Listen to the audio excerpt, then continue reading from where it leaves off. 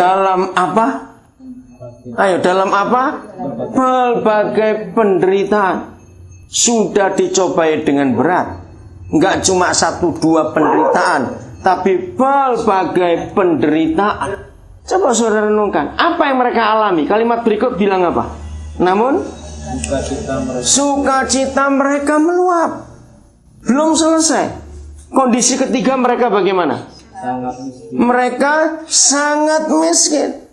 Enggak cuma miskin loh saudara.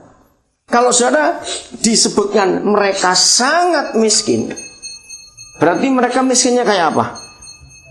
Miskin sekali. Ya, lihat 3 kondisi ini. Satu, bagaimana mereka dicobai dengan berat. Kedua, bagaimana mereka berbagai penderitaan. Ketiga, mereka bagaimana? Sangat miskin. Aneh. Namun sukacita mereka bisa meluap. Dan lebih dari itu, coba baca sama-sama kalimat terakhir. Setelah 3 kondisi mereka yang hancur-hancur seperti itu, ditulis apa? Namun mereka kaya dalam kemurahan. Saudara, kalau Roh Kudus tidak mewahyukan saya, memberi saya pengertian firman ini, maka saya tidak mungkin hidup sebagai hamba Tuhan seperti ini. Kenapa? Saya percaya walaupun tidak semua saudara tahu, tapi pasti sebagian tahu. Terus terang, begitu banyak hamba Tuhan yang egois dalam hidupnya. Karena konsepnya itu, aku aja kurang kok. Tapi setelah saya mendapat pewahyuan keadaan saudara kita di Makedonia bisa seperti ini, saya merenungkan begini. Kalau mereka sangat miskin, secara logika mungkin tidak mereka itu murah hati bisa memberi sesuatu pada orang. Tidak mungkin, sangat miskin kok. Nah, dari kejadian ini saya minta saudara catat.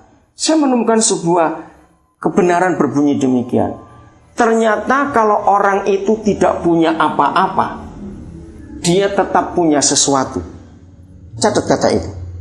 Saya ulangi lagi. Ternyata kalau seseorang itu tidak punya apa-apa dalam hidupnya, dia tetap punya sesuatu.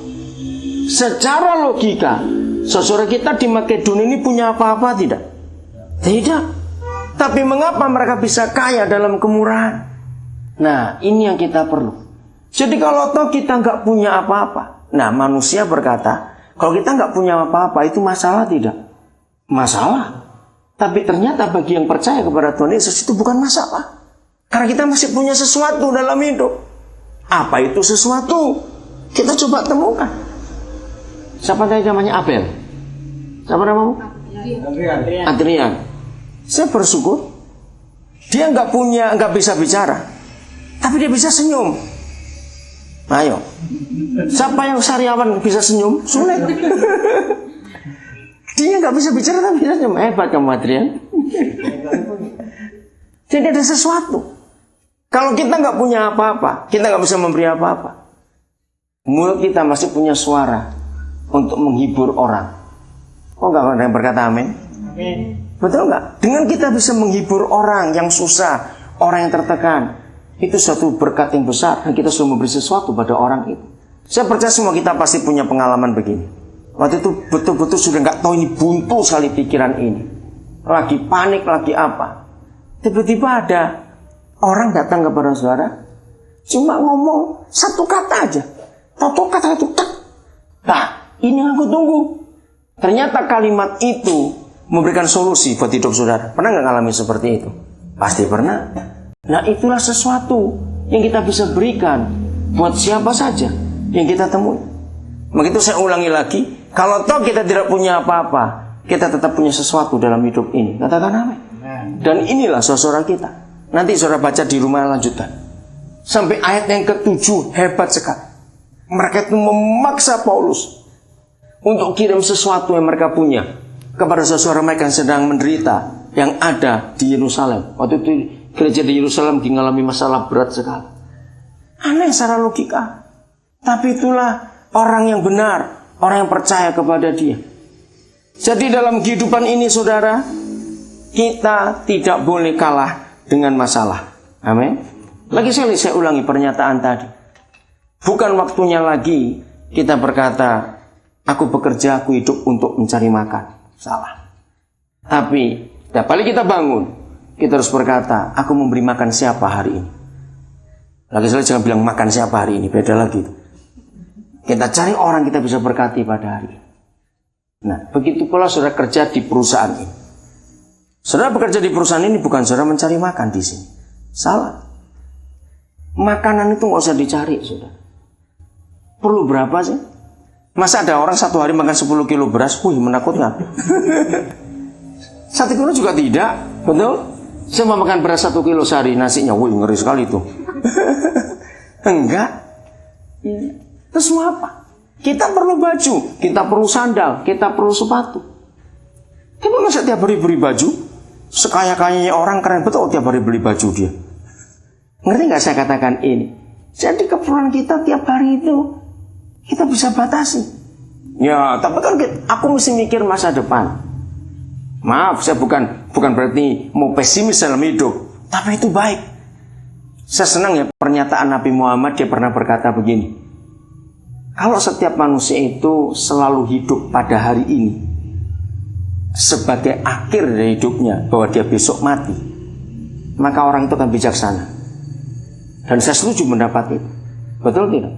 Kalau setiap orang itu tahu besok dia akan mati, kira-kira hari ini bagaimana? Mabuk terus begitu, terus nyuri apa saja begitu, besok mau mati?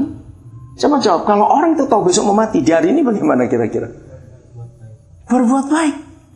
Dia pasti nggak akan macam-macam. Bukan mumpung masih ada sehari, mumpung ini mumpung, bukan begitu. Itu orang kurang ajar betul. Kalau dia tahu dengan sehari hidup terus mumpung begitu. Kalau tahu dengan sehari kita harus siap-siap.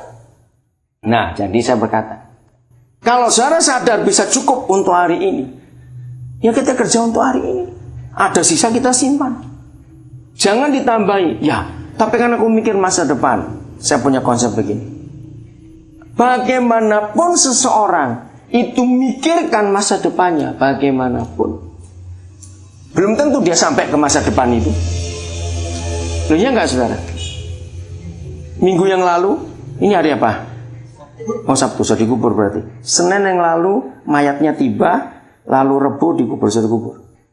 Teman saya ini 5 bulan lalu istrinya meninggal, anaknya 6. Tapi sudah besar anaknya itu. Lalu anak yang kedua itu lagi kerja nggak bisa cuti. Lalu 5 anaknya itu berencana untuk ngajak papanya itu jalan-jalan. Ya, mereka pergi ke negara lain karena mereka ingin ngibur papanya. Sehat papanya nggak ada apa-apa. Dan mereka berencana 6 hari dalam perjalanan itu. Hari kedua lagi makan rame-rame di sebuah hotel berenam. Jadi papanya yang sudah tinggal mati mamanya 5 bulan yang lalu dengan 5 anaknya lagi makan atau meninggal. Bayangkan, nggak sakit apa-apa. Jadi anak 5 ini bawa jenazah papanya itu balik. Kita nggak bisa tahu kok hidup ini mau bagaimana. Suatu itu bisa terjadi dalam kehidupan kita. Maka itu masa depan jangan terlalu ditakutkan. Kenapa? Belum tentu sampai ke sana. Ya betul nggak? Kita belum tentu kok kita sampai ke sana. Bukan berarti saya ngharapkan kita mati semua besok, enggak. Tapi ya kita nggak bisa tahu kok. Dan lagi masa depan. Percaya nggak 1 jam setelahnya mau terjadi apa kita nggak tahu. Loh ya atau tidak? Coba jawab gitu. Hidup ini misteri, hidup ini misteri. Maka itu kalau sebuah misteri ke depan kita belum tahu, nggak usah dipusingkan. Yang penting hari ini kita hidup benar. Nanti besok akan ada jalan lagi yang Tuhan sediakan buat kita. Nah, itulah kehidupan. Maka itu masalah itu bukan yang sudah sering kita sebutkan. Tapi masalah adalah kalau orang itu tidak tahu apa sih arti hidupnya. Untuk apa dia hidup? Itu orang yang paling punya masalah. Orang yang punya dosa, itulah masalah. Orang yang rakus, orang yang egois, itulah masalah. Dalam hal apa saja, kita nggak usah takut. Ayat berikut, sebelum saya beralih pada masalah pekerjaan ini. Filipi pasal yang pertama. Ayat yang ke-21. Nah, inilah konsep hidup yang benar bagi kita yang percaya kepada Tuhan Yesus. Karena bagiku hidup adalah apa? Kristus. Dan mati adalah keuntungan. Nah, kita balik sekarang. Kita baca dari belakangnya, mulai kata untung dulu.